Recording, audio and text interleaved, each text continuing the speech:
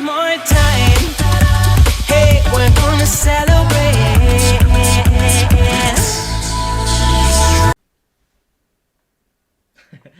Hi guys, so welcome to another video. By the time this video is posted, Christmas is already gone.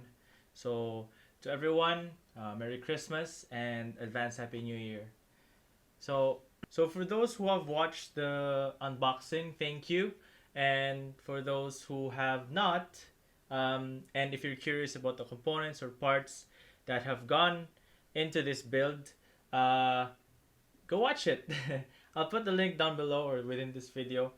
Gusto ko lang sabihin na if you want to build your own, sa kadami-dami kong nakitang building guides from YouTube, I can recommend 4 channels. They are Linus Tech Tips, Bitwit, Jay's 2 Cents, and lastly Hardware Sugar. So on with the build. Start tayo. Nakita niyo naman tong case sa unboxing. Tawa tayo ng way para mag-ground ang sarili natin. So as you can see, I'm building on a wooden table. No carpet. Sige. Some would advise na mag-build kayo sa anti-static na surface or gamit kayo ng anti-static na wrist wrap, but I don't have that right now. So ang gagawin natin is i-hook up natin yung power supply sa case, and then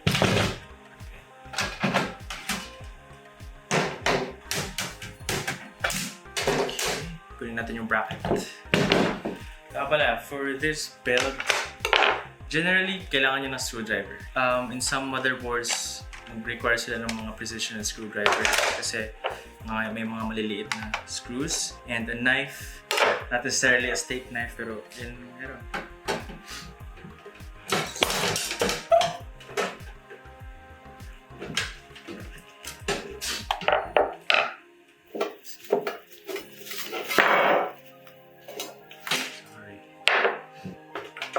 So, advice ko lang, get a magnetic na tip para kung may mga screws man na hulog sa case or sa anywhere, kaya madali nyo lang ma-retrieve. So, dyan naman siya. Ito sa taas, and then you always face the fan outside. I think. Oh! Siya. Kasi may mga holes ng brackets. Makita eh. And then, it corresponds to these holes here. So, and the screws nito is in the box ng case.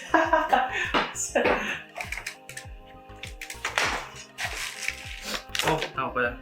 Yung sa box ng case, meron itong mga screws, standoffs. As a general rule, mag-screw kayo, go in a crisscross na pattern. Focus ka or no?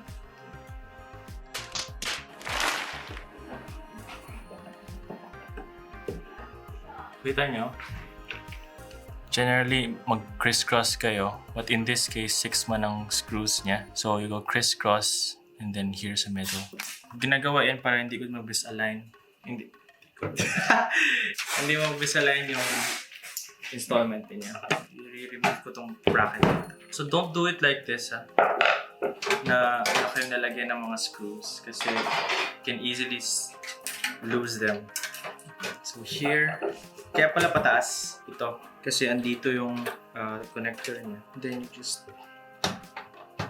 bracket. If you're wondering kung Focus ko. yeah, may kakasya na other na power supply. Generally, mga SFX na power supplies, pero may version to na SFL, I think. It's a little bit taller. So, if taller yung power supply, you see, may konting space pa dito. So, yung mga SFL na, I'm not sure if gano'n natawag, na mga power supplies, kakasya dito. Okay na yan. And then, we set this aside. Alright, make sure nyo na naka-turn off siya before you plug it in. So we do this para we can ground ourselves. Kasi while we move around, tapos Especially kung naka-double layers kayo or marami kayong suot or dry yung environment nyo, you will build up electrostatic energy. Tapos, that's really bad for the electronics. Let's officially start the build. Let's start with the motherboard. Since we don't have an anti-static na surface or mat, okay lang na gamitin nyo yung box nyo mismo. Some would say na pati yung anti-static na wrap ilalagay nyo dito sa box. Yung wrap niya, from what I've read hindi siya anti-static from the outside. So kahit ilalagay nyo dyan, it's useless. So mas okay na dito lang siya. So yan. Konting ASMR lang.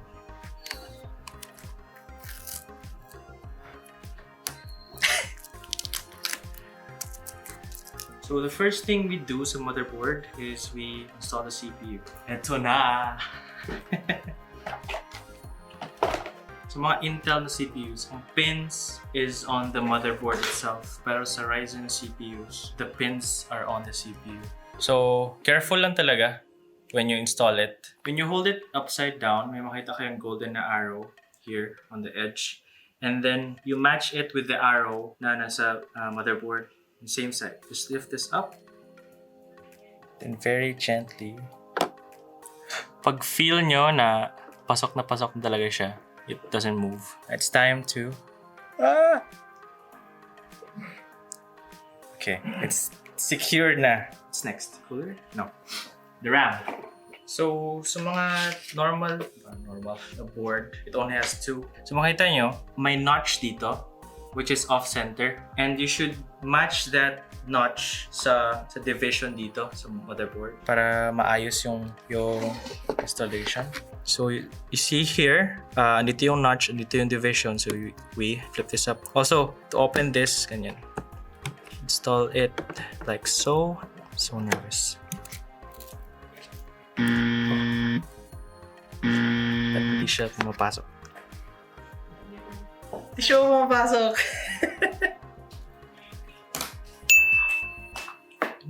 Lock na. So, di ba, in-open natin tong slot dito. When you install the RAM, hintayin nyo yung click. Pag click niya, simultaneously, close yung dalawang in-open nyo kanina. Hindi kayo matakot. So, okay na yun. RAM. That's good. Now, we start with the storage. Okay. So, di ba sabi ko kanina, you might need precision na screwdrivers. For this motherboard, kailangan niya ng... I'm not sure anong size nito. So, let's trial and error. Para sa storage niya.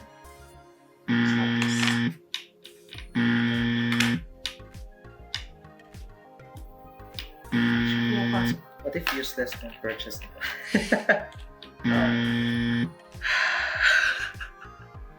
Okay. Apparently, yung nabili namin is mali. Sige lang, pero may nakita akong backup. Uy. Ang haba naman. That's what she said. So, I don't know. Kasi sabi nila wala daw use. Kasi this is not a heatsink. Let's see na. Kasi may heatsink mismo yung storage natin, which is this. So, we remove this.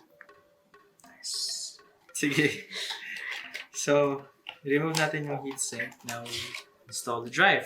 So, this is Gen 3 and this slot supports Gen 4 and Gen 3. So, maybe along the line, i-upgrade ko siya. So, ang M.2 is a form of yung connection niya, yung slot mismo. So, may mga SATA na drives na ganito. M.2 rin sila. This is NVMe, and which is much faster than SATA.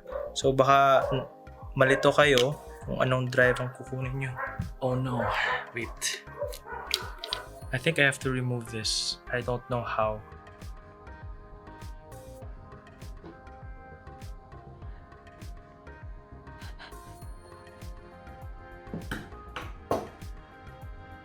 So, medyo tricky yung storage kasi when you remove this little screw here, remove yung heatsink, Tapos may parang maliit na knob dito na hindi siya ma-remove ng screwdriver. So I used this pliers, which is not advisable kasi na-strip siya. But it did the job. So don't lose those two. Kasi ang liliit nila and I don't know how much. Ayun. So malaman mo na kung napasok na siya if it does this. So it sticks out. And then, yung screw kanina na ang hirap tanggalin, it goes here.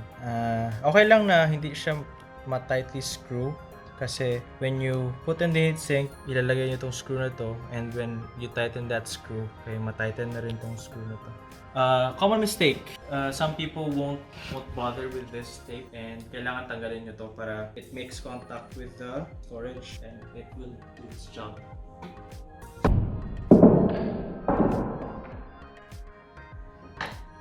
No! Ano yun? Tinan mo lang dun around the box, bye. Ano siya? Nag-sound siya, no? Nagtalon siya. Yung sinasabi ko. Okay. Yung sinasabi ko na madali lang sila mawala. So, be very, very careful.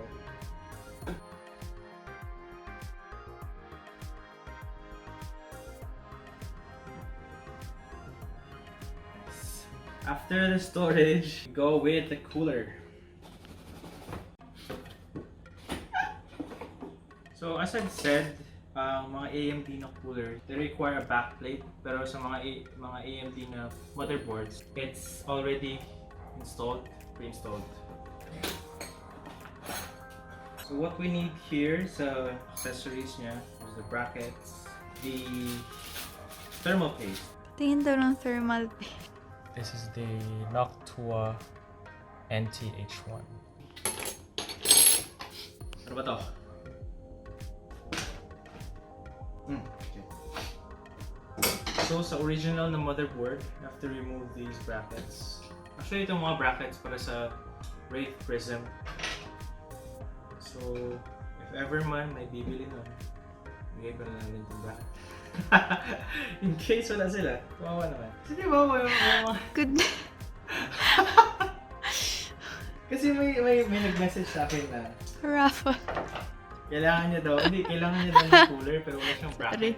So before we install the brackets ng Noctua, we install the plastic spacers. So merong AM2 and AM3 na mga spacers. So thank you, Noctua. So sa board na to, kailangan ng AM4 na spacers. And then go with the brackets, convex side, outside. Cool.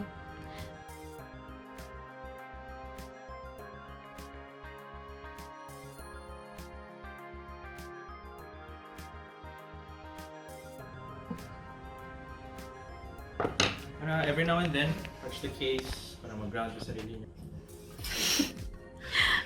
Okay, next is the cooler itself. Pag hindi to kakasya, GG ako. So yung mga screws dito, these are spring-loaded. These will prevent na ma-overscrew ninyo yung cooler. So, kailangan talaga, tanggalin nyo muna yung fan. Pull here. Tapos, lift us. Wala akong koko. Fan. So, the way I will install this, magdedepend siya sa configuration ko sa case.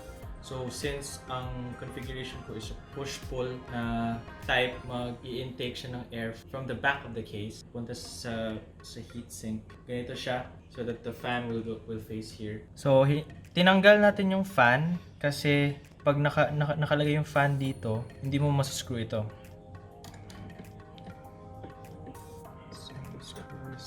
Wait, parang may mali ata. So, very bad decision or very bad move. Hindi tayo naka-apply ng thermal paste before nilagay yung hula.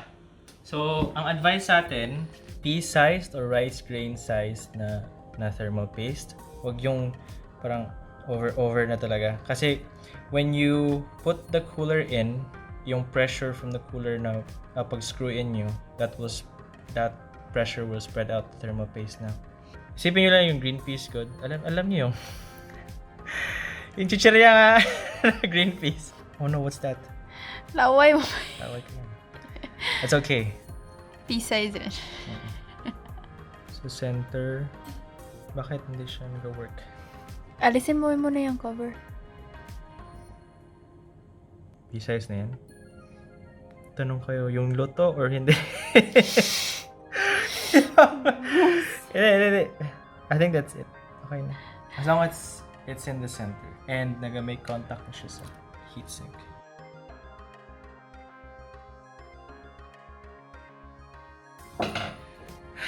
Okay. So when Noctua said na 100% compatibility with motherboards, we do not lie. So if you're confused kung saan dapat mag-face yung fan, generally kung saan yung bracket na ito, like the one blocking the fan, the blades, dyan lalabas yung air. Avatar state! Dito mag-i-intake. I'm not gonna install this kasi wala pa ako nung splitter. Pala, I need to show you this. Itong fan na to, isa lang ang fan header na malapit sa CPU, which is this one.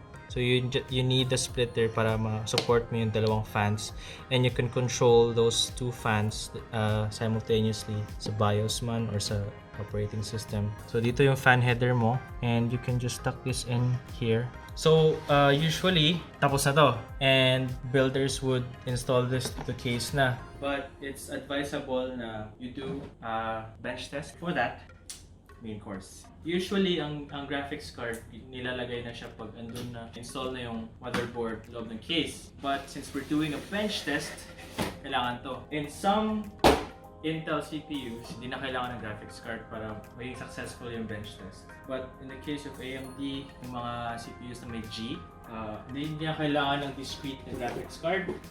In this case, kailangan natin. When you do a bench test, i-align nyo yung side ng motherboard nyo kung saan yung I/O to the side of the box. When you connect the graphics card,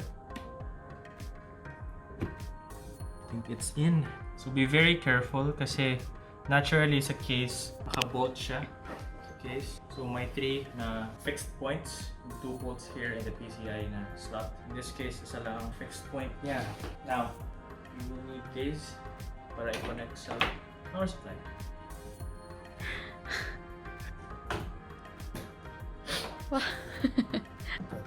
I need this to ground myself.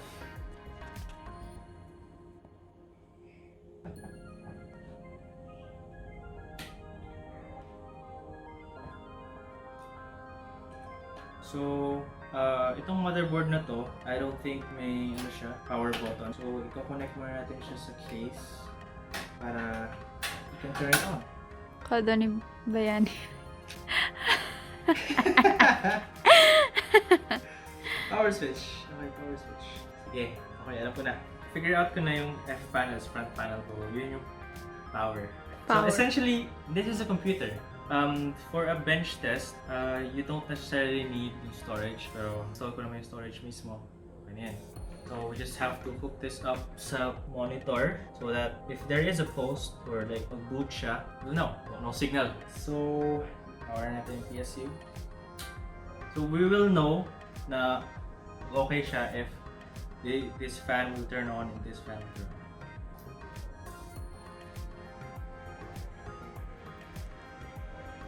Come on. Oh! I'm so good. Yeah! Yay! Okay, so mamaya ko na i-install yung boot drive. Happy siya. Hindi ma-happy yan first time. Ge. Guys. Okay, so turn off na natin to. So here comes the hard part. Fitting all those cables and all those parts together in one small case.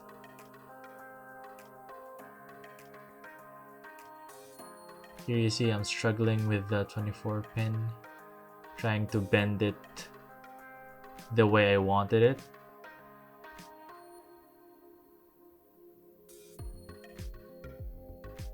Now I've connected all those front panel connectors to their respective slots.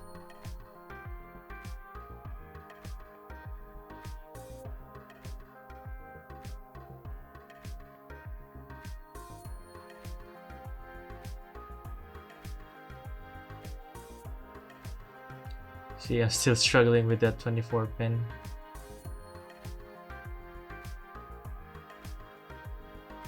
Now I'm starting with the top fans. These are the, I think these are the S12As. So, ang main job nila is to exhaust hot air from the case up.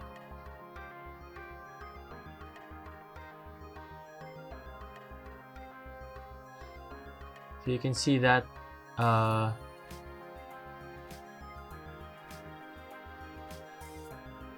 splitter.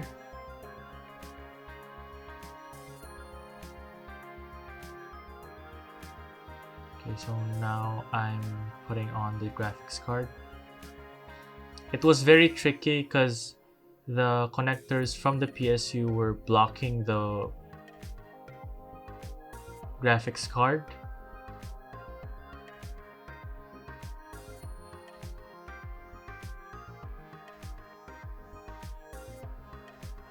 Now I'm installing the bottom fans. So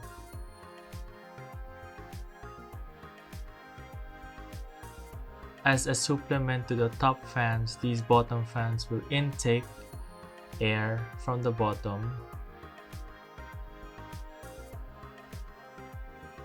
so that ang airflow is like a chimney style. Okay, after all that cable management, yes, fitting all those cables in such a small case was a challenge, but I did it.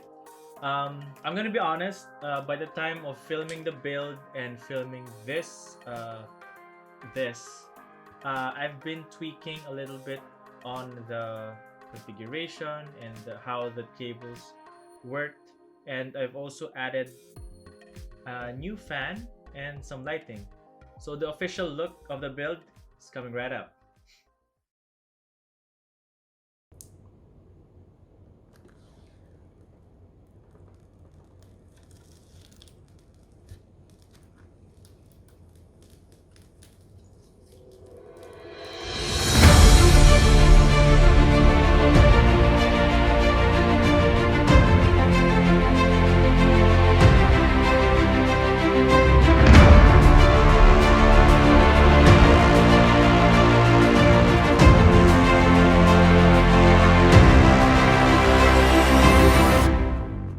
So, thank you guys sa pag-join sa akin sa experience na to, and thank you for Dottie, for my girlfriend, for being the cameraman in this endeavor.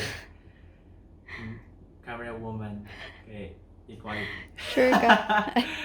Okay, so, yun lang. I'll be posting more videos in the future. So, please leave a like, comment kung ano mo yung masuggest nyo na games or masuggest nyo na upgrades or modifications sa build ko na to. And please subscribe.